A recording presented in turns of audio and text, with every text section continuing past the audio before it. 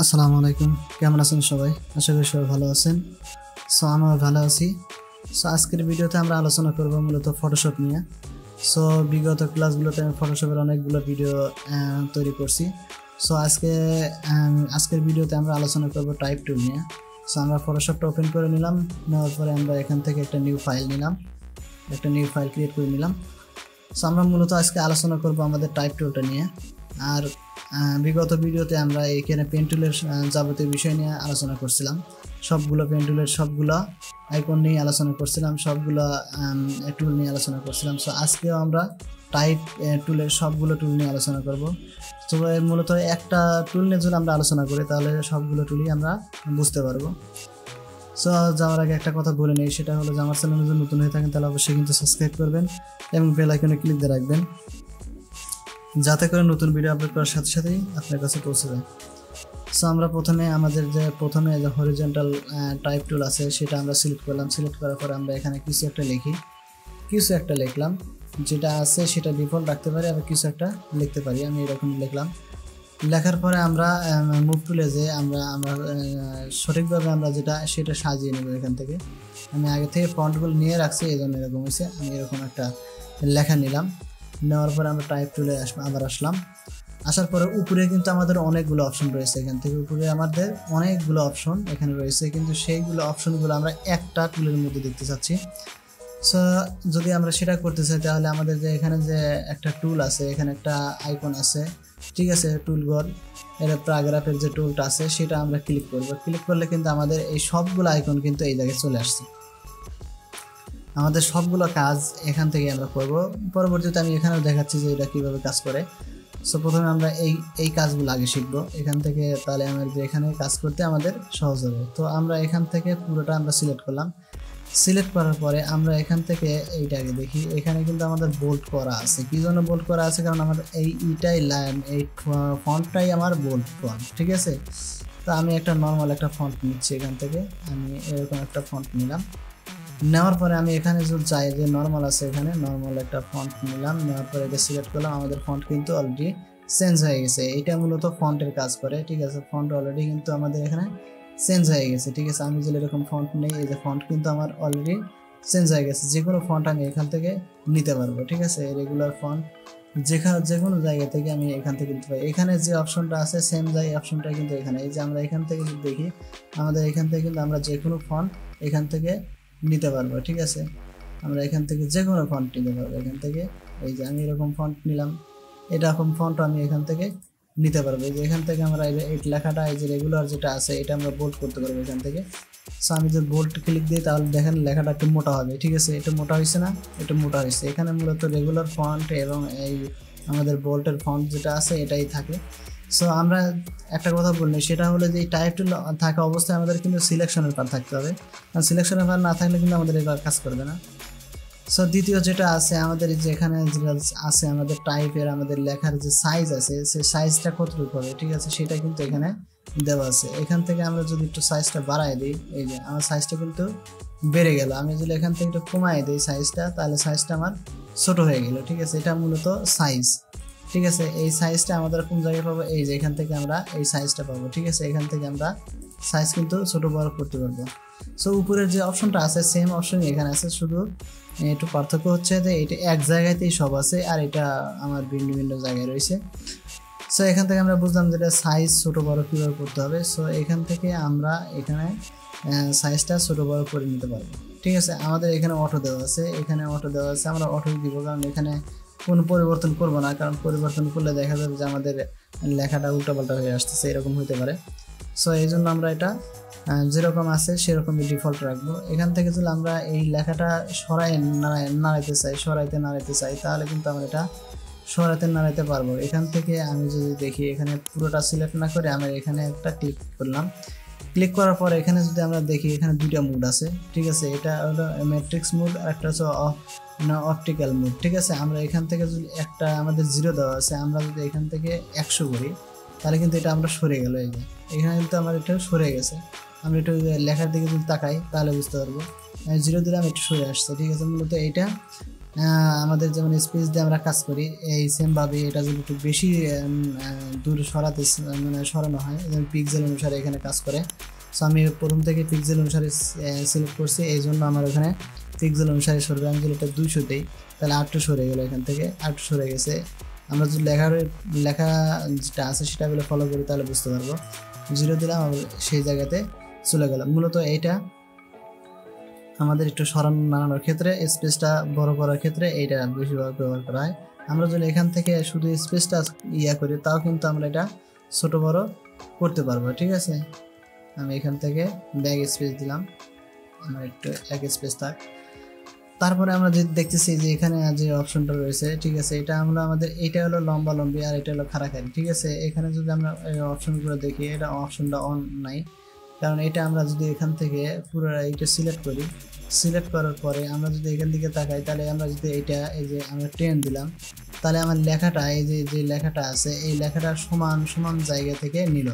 ঠিক আছে, এই যে এখানে যতটুকু ফাঁকা আছে এই ফাঁকাটা কিন্তু এখান থেকে কতটুকু ফাঁকা হবে সেটা কিন্তু ওখানে টেন দিলাম। আমি যদি এখানে সরাই দিই, এই যে আমি 200 দেওয়ার সাথে সাথে কিন্তু এই লেখাটা আমার সরে গেছে। ঠিক আছে, সমান সমান হয়নি, এখন এইটা এই পাশে এই পাশে এই পাশে সমান সমান ফাঁকা। ঠিক আছে, এখান থেকে যদি আমি এখান থেকে মূলত 0 করতে হবে, এখানে এইগুলো অপশনগুলো মূলত আমার যখন আমরা একটা একটা অক্ষরে কাজ করব, একটা একটা ওয়ার্ডে একটা একটা অক্ষরে কাজ করব, তখন মূলত এই অপশনটা প্রয়োজন হয়।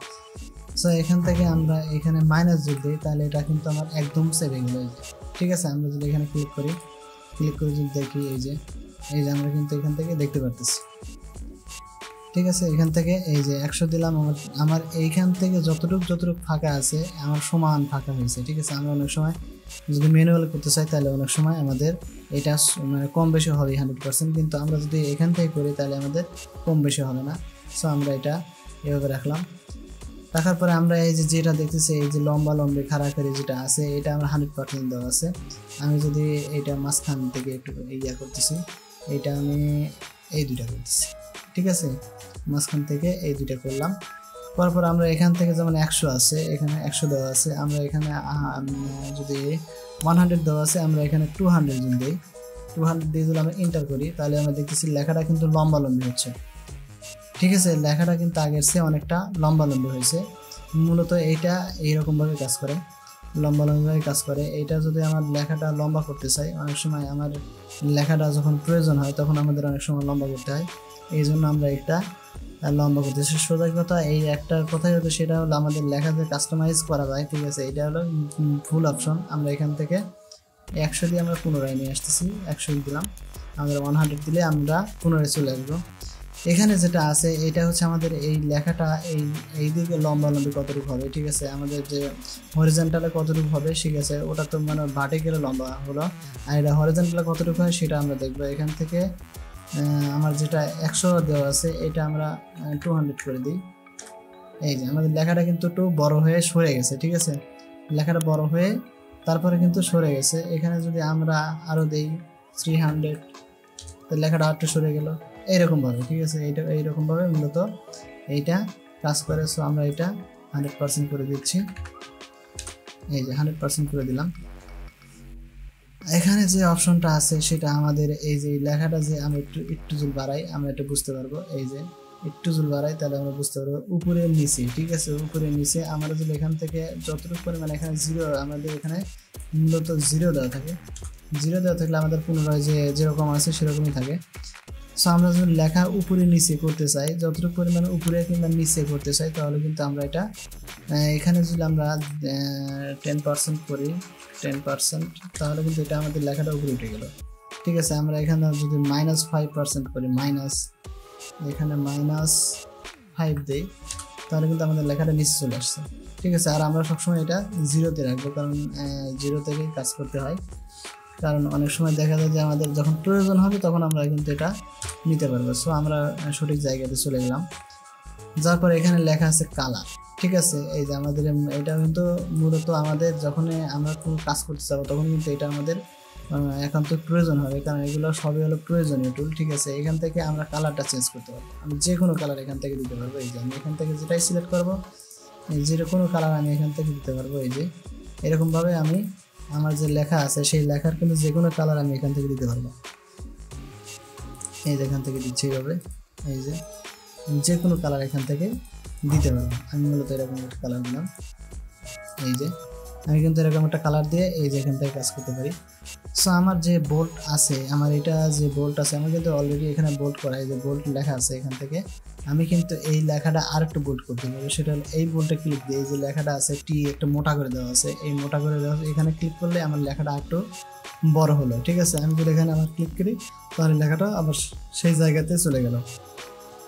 তারপর এখানে লেখা আছে ইটালিক। ঠিক আছে, আমরা এখান থেকে ইটালিকে, এটা হলো মূলত ইটালিক। দেখেন লেখাটা একটু ক্রস হয়ে গেছে, এই যে লেখাটা ক্রস হয়ে যাচ্ছে। ঠিক আছে, লেখাটা কিন্তু অনেক ক্রস হচ্ছে। আচ্ছা, এখান থেকে যদি আমরা এটা দেখি যে এটা কি, এইটা মূলত আমরা এটা ইয়ে করে দিচ্ছি। এইটা মূলত এই ডাবল টি যেটা আছে, মানে কি এইটা সবগুলোই আমার বড় হাতের হয়ে যাবে। ঠিক আছে, বড় হাতের এবং বড় হবে। ঠিক আছে, এটা যদি আমরা ক্লিক করি, এই যে আমার সবগুলোই কিন্তু অলরেডি বড় হাতের হয়ে গেছে। ঠিক আছে, বড় হাতের লেখা হয়ে যায়, অর্থাৎ ক্যাপিটাল লেখাটা হয়ে গেছে। ঠিক আছে, আমাদের এখানে ক্যাপিটাল যে ইয়া আছে সেটা হয়ে গেছে। আমরা কিন্তু মূলত ছোট বড় মিশানো ছিল, কিন্তু এটা আমি যদি ক্লিক করি তাহলে সবগুলোই বড় হাতের হয়ে যাবে এবং একটু বড় হবে। ঠিক আছে, আর যদি আমরা এই যে যেটা একটা স্মল একটা ছোট, মানে একটু ছোট হবে, সবগুলো বড় হাতের হবে কিন্তু আবার একটু ছোট হবে। এই যে ঠিক আছে, আমার কিন্তু বড় হাতের হয়েছে। প্রথম যে ওয়ার্ডটা আছে সেটা কিন্তু বড় দেখাইছে, এই যে বড় দেখাইছে, আর তারপরে যেগুলো আছে সেগুলো ছোট দেখাইছে। ঠিক আছে, এইরকমভাবেই মূলত এই টুলটা কাজ করে। সো আমরা এটা ইয়া করে দিচ্ছি। দেওয়ার পরে আমরা এখান থেকে এই যে এখানে আমরা একটা ইয়া নিচ্ছি, এখানে আর একটা টাইপ টুল, এখান থেকে আর একটা টাইপ টুল নিচ্ছি এখানে, মূলত এখানে নিচ্ছি। আচ্ছা, এখানে আমরা যেমন 5 নিলাম। ঠিক আছে, 5 নিলাম, এখান থেকে এন্টার দিলাম, আর একটা এন্টার দিলাম, 2 নিলাম, এখান থেকে 5 নিলাম। ঠিক আছে, এখন আমরা চাচ্ছি যে এই লেখাটার উপরে যাক। ঠিক আছে, এই লেখাটার উপরে যাক। তখন আমরা কি করবো, এখান থেকে যে 1 আছে, এই T1 লেখা আছে, মানে T1 যেটা আছে সেটা আমরা ফন্টটা একটু ছোট করে নিই, হালকা আমরা একটু 8% করে নিলাম, তাহলে একটু ছোট হলো। ছোট হওয়ার পরে আমরা চাচ্ছি যে এই লেখাটার উপরে আসুক। ঠিক আছে, তখন আমরা কি করবো, যে T1 যেটা আছে এটা ক্লিক করলে এই লেখাটার উপরে চলে আসবে। আমরা একটু বড় হয়ে গেছে, ছোট হয়ে গেছে একদমই। আমরা যদি একটু 14% নেই, এই যে আমার লেখাটা কিন্তু এটার উপরে উঠে গেছে। ঠিক আছে, উপরে উঠে গেছে। আমরা যদি লেখাটা সঠিকভাবে নেই, এখান থেকে 20 নিলাম, এই যে আমার কিন্তু এই লেখাটা এখন ওই লেখাটার উপরে উঠে গেছে। আমরা যদি এটা নিচে নামাতে চাই, যদি সমপরিমাণ করতে চাই তাও তো করতে পারবো, এবং উপরে নিচে করতে চাই তাও করতে পারবো। যদি আমরা এটা ডিলিট করে দিই, ডিলিট করে দিয়ে আমি পুনরায় নিলাম, 5 নিলাম।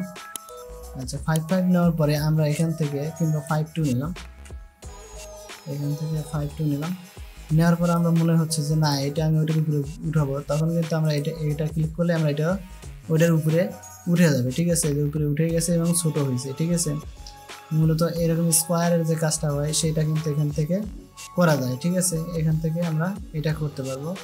সো আমরা যদি মনে হয় যে না আমি এটা নিচে নামাবো, তাহলে নিচে নামিয়ে রাখতে পারবো। ঠিক আছে, এইগুলো দুটো টুল হচ্ছে মূলত এই উপরে নিচে স্কোয়ার, তারপরে ইয়ার, এইগুলোতে কাজ করে। আমরা যদি মনে করি যে না আমাদের এই যেটা আছে এখানে, ঠিক আছে, আমাদের যে শেপটা আছে, ঠিক আছে, এইটাকে আমরা কি করব, এইটাকে আমরা আন্ডারলাইন করব। আন্ডারলাইন মানে হচ্ছে নিচে একটা দাগ আসবে। সেটা যদি আমরা করতে চাই তাহলে এটা ক্লিক করলে আমাদের এই যে নিচে একটা আন্ডারলাইন চলে আসছে। ঠিক আছে, আমরা যদি এখানে ক্লিক করি, এই দেখতে পাচ্ছি নিচে একটা আন্ডারলাইন চলে আসছে। ঠিক আছে, আন্ডারলাইনের কালারটাও এখানে দেওয়া আছে, এখান থেকে আন্ডারলাইন চলে আসছে। ঠিক আছে, আমরা এখান থেকে এইটা যদি আমরা দেখি যে আমরা মনে করি যে আমাদের এই লেখাটার এখন আর কোনো প্রয়োজন নাই, আমরা এই লেখাটা কেটে দিব, তাহলে এখান থেকে আমরা সিলেক্ট করার পরে আমরা যদি এই যে টির মতো কেটে দেওয়া যেটা আছে এটা ক্লিক করলে আমাদের এটা কেটে যাবে। যদি আমরা এখানে দেখি একটু, এই যে আমাদের ইয়াটা কেটে গেছে। সো মূলত এরকমভাবে কাজ করে। আমরা এখান থেকে মূলত শেপ ভাবে রাখবো, শেপ যেটা আছে এই শেপেই রাখবো, কারণ শেপে রাখলে আমাদের কাজটা অনেক সুন্দর হবে। সো এখন আমরা উপরে যাচ্ছি, উপরের অপশনগুলোতে। এটা তো আমরা দেখছি যে এটা মূলত একটা ফন্ট। ঠিক আছে, এটা মূলত একটা ফন্ট, যে ফন্ট আমরা করতে পারি সেটাই। আর এটা আমরা যখন আমরা এটা লিখবো, যেটাই করতে চাই সেটা আমাদের ফন্ট অনুসারে আমরা এটা করতে পারবো। সো এটা হচ্ছে আমাদের সাইজ, ফন্ট সাইজ যেটা আছে, এই যে লেখাটা যে ফন্ট সাইজ আছে, যেমন এটা আছে ফন্ট সাইজ 14 আছে, আমি এখান থেকে 9 করে দিতে ছোট হবে। যদি একটু 18 করে দিই তাহলে বড় হবে, এরকম আমাদের ফন্ট। আর এটা হচ্ছে আমাদের যে শেপের যে কাজটা আছে, এই যে আমাদের শেপের এখানে শেপ চাচ্ছি, স্মুথ চাচ্ছি নাকি, আমরা মূলত শেপে কাজ করব, কারণ শেপে কাজ করলেই অনেক সময় ভালো হবে।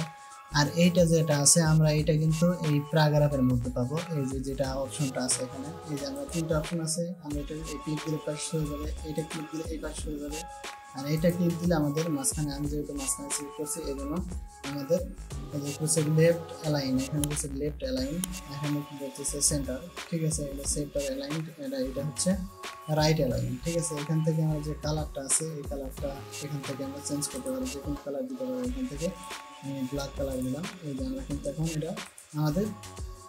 এটা কিন্তু একটা ব্ল্যাক কালার হয়ে গেছে।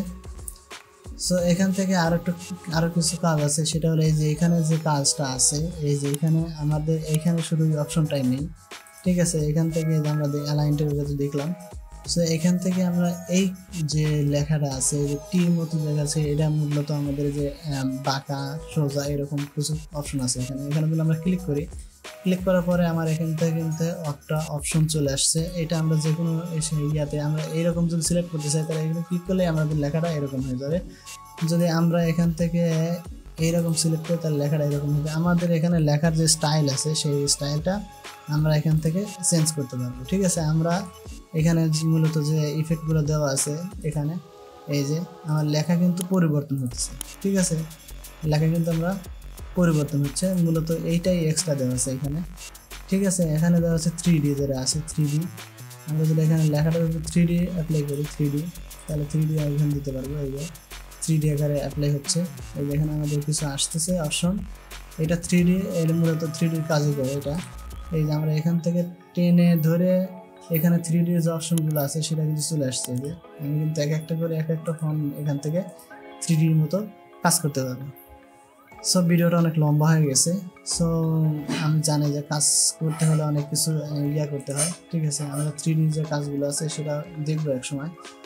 সো আজকে এ পর্যন্তই, দেখা হবে নতুন ভিডিওতে, সে পর্যন্ত ভালো থাকবেন, সুস্থ থাকবেন, আর আমার চ্যানেলটা অবশ্যই সাবস্ক্রাইব করে দিবেন। সো আজকে বিদায় নিচ্ছি, আল্লাহ হাফেজ।